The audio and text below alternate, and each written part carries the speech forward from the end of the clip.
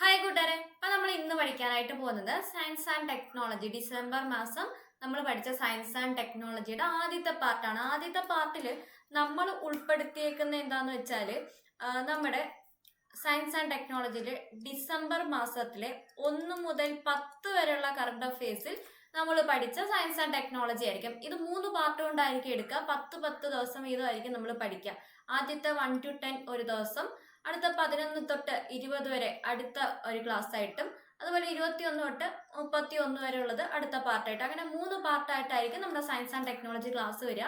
ഇത് എനിക്ക് ഓരോ സബ്ജക്റ്റിന്റെയും ഒരു മന്ത് അവസാനിക്കാറാകുമ്പം നമുക്ക് ഓരോ സബ്ജക്റ്റ് വൈസ് ഒന്നുകൂടെ ഒന്ന് റിവിഷൻ ചെയ്യാം. ഓക്കെ അല്ലേ? ഓക്കെ. അപ്പൊ നമ്മൾ സയൻസ് ആൻഡ് ടെക്നോളജിയുടെ ആദ്യത്തെ പാർട്ടാണ് നോക്കാനായിട്ട് പോകുന്നത്. നമ്മുടെ ഡിസംബർ മാസം നമ്മൾ പഠിച്ച പ്രധാനപ്പെട്ട സയൻസ് ആൻഡ് ടെക്നോളജി ഫാക്ട്സ് ഇത്രയാണ്. നിങ്ങൾക്ക് കീവേഡ്സ് ആയിട്ടാണ് ഞാൻ വെച്ചേക്കുന്നത്. ഇനി നിങ്ങൾ ഓർക്കാനായിട്ട് ശ്രമിക്കണം. ആദ്യം തന്നെ മെർലിൻ ഫോട്ടോ ID. എന്തായിരുന്നു നമ്മൾ പഠിച്ചത്? മെർലിൻ ഫോട്ടോ ID വെച്ചിട്ട് എന്താണ് പഠിച്ചത്? ഓർമ്മയുണ്ടോ? സാധാരണക്കാരായിട്ടുള്ള പക്ഷികൾക്ക്, സാധാരണക്കാരായിട്ടുള്ള ആളുകൾക്ക് പക്ഷികളെ കണ്ട് അത് ഏത് പക്ഷികളാണ് എന്ന് തിരിച്ചറിയാൻ വേണ്ടിയുള്ള ഒരു സംവിധാനം അല്ലെ? എന്താണ്? സാധാരണക്കാരായിട്ടുള്ള ആളുകൾക്ക് അവരുടെ മുറ്റത്തൊക്കെ ഒരു പക്ഷി വന്നു കഴിഞ്ഞാൽ അത് ഏത് പക്ഷിയാണ് എന്ന് തിരിച്ചറിയാനായിട്ട് ഒരു AI സംവിധാനം കൊണ്ടുവന്നു. ഒരു AI സംവിധാനം. അതിന്റെ പേരാണ് മെർലിൻ ഫോട്ടോ ID. എന്താണ്? Merlin photo ID. ഇത് വികസിപ്പിച്ചത് ആരാണ്? ഇത് വികസിപ്പിച്ചത് ന്യൂയോർക്കിലെ ഏതാണ്? കോർണൽ സർവകലാശാല. ഏതാണ്?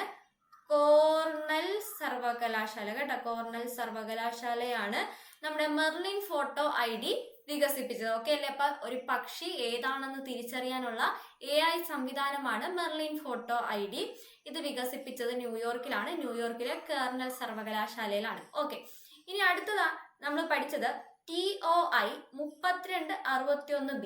എന്താണ് TOI 3261B? ഇത് നമ്മൾ എങ്ങനെയാണ് പഠിച്ചത്?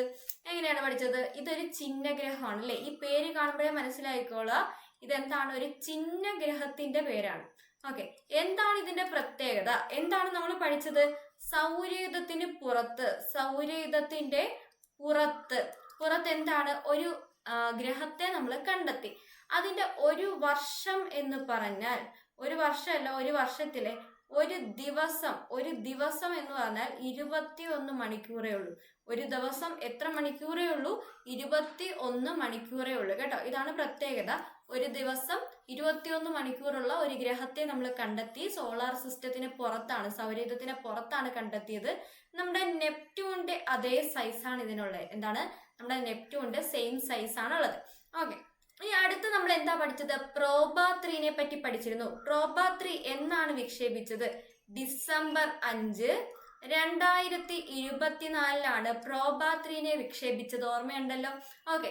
ഇനി ഏതാണ് വിക്ഷേപണ വാഹനം? PSLV-C 59 നമ്മൾ ആരെ വിക്ഷേപിച്ചത്? പ്രോബ 3നെ വിക്ഷേപിച്ചത്. ഓക്കെ. ഇനി നമ്മൾ പ്രോബ 3ന്റെ മറ്റൊരു ഫാക്ട് എന്താ പഠിച്ചത്? ആരുടേതാണ് പ്രോബ 3? ആരുടേതാണ്? യൂറോപ്യൻ യൂണിയന്റേതാണ്. ISROയുടെ അല്ല, യൂറോപ്യൻ യൂണിയന്റേതാണ് പ്രോബ 3. യൂറോപ്യൻ യൂണിയന്റെ ഈ പ്രോബ 3നെ വിക്ഷേപിച്ചത് നമ്മുടെ ISROയാണ്. ISROയുടെ വാണിജ്യ വിക്ഷേപണമായിരുന്നു ഏതെന്ന് പറയുന്നത്? പ്രോബ 3 എന്ന് പറയുന്നത്. ഓക്കെ അല്ലേ? അപ്പൊ വിക്ഷേപിച്ചത് ISROയുടെ ശ്രീഹരിക്കോട്ട സ്പേസ് സെന്ററിൽ നിന്നാണ്. ISROയുടെ PSLV-C 59 എന്ന് പറയുന്ന വാഹനത്തിലാണ് വിക്ഷേപിച്ചത്. എന്തിനു വേണ്ടിയാണ് പ്രോബ 3നെ വിക്ഷേപിച്ചതെന്ന് വെച്ചാൽ സൂര്യന്റെ കൊറോണയെ പറ്റിയുള്ള പഠനത്തിന് വേണ്ടിയാണ് കേട്ടോ. അപ്പൊ സൂര്യന്റെ കൊറോണയെ പറ്റിയുള്ള പഠനത്തിന് വേണ്ടിയാണ് പ്രോബ 3നെ വിക്ഷേപിച്ചത്. ഓക്കെ. ഇനി അടുത്തതാണ് ബ്രെയിൻ റോട്ട്. എന്താണ് ബ്രെയിൻ റോട്ട്? ബ്രെയിൻ റോട്ട് എന്താണ്? ഓക്സ്ഫോർഡ് ഡിക്ഷണറിയുടെ ഈ വർഷത്തെ വാക്ക് 2024 വാക്കായിട്ട് തിരഞ്ഞെടുത്തതാണ് ബ്രെയിൻ റോട്ട്. ബ്രെയിൻ റോട്ട് എന്താ അർത്ഥമാക്കുന്നത്? നമ്മുടെ സോഷ്യൽ മീഡിയ ഒക്കെ നമ്മൾ യൂസ് ചെയ്ത് ഒരു മന്ദത ഉണ്ടാകുന്ന ഒരു അവസ്ഥയുണ്ട്. ആ ഒരു മന്ദതേനെയാണ് ബ്രെയിൻ റോട്ട് കൊണ്ട് ഉദ്ദേശിക്കുന്നത്. ഇനി റിയൂഗു എന്ന് പറയുന്ന ഒരു സംഭവം നമ്മൾ പഠിച്ചിരുന്നു. എന്താണ് റിയൂഗു? അത് ഒരു ചിഹ്നഗ്രഹമാണ് കേട്ടോ. റിയൂഗു എന്താണ്? ചിഹ്നഗ്രഹമാണ്. എന്താണ് ഇതിന്റെ പ്രത്യേകത? ഈ റിയൂഗുവില് എന്തുണ്ടെന്ന് കണ്ടെത്തി? സൂക്ഷ്മജീവികളുണ്ടെന്ന്